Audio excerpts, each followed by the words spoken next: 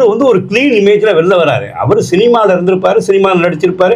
அப்போ அவருடைய வாழ்க்கை வேற. நீ பொது வாழ்க்கைக்கு வந்த பிறகு அவர் ஒன்றும் இல்லை சார். முத பெரியாருக்கு போய் இது வைக்கிறார் சார்.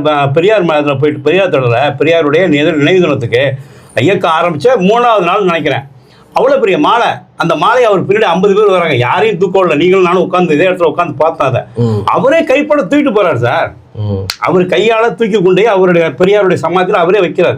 இதெல்லாம் அவர் வந்து எங்கேயாவது இப்போ ஏர்போர்ட்டுக்கு போகிறாருன்னா அவர் பேக்கை அவரே தான் பிடிச்சிட்டு போகிறத நாமளே பார்க்குறோம், லைவ்ல பார்க்குறோம். ரொம்ப எளிய நடைமுறை. அவருடைய உடுப்பு பாருங்க.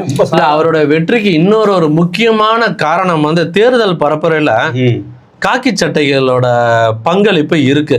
ஏன்னா இந்த போலீஸ் கான்ஸ்டபிள் லெவல்ல இருக்காங்களா, இந்த தபால் ஓட்டு போடுறவங்க எல்லாருமே ஓட்டை போட்டுட்டு அவங்க ஏற்கனவே காக்கி பேண்ட் ஒயிட் ஷர்ட் தான் போட்டிருப்பாங்க. போட்டு ஜனநாயக கடமையை ஆற்றிட்டோம் அப்படின்னு சொல்லுவாங்க.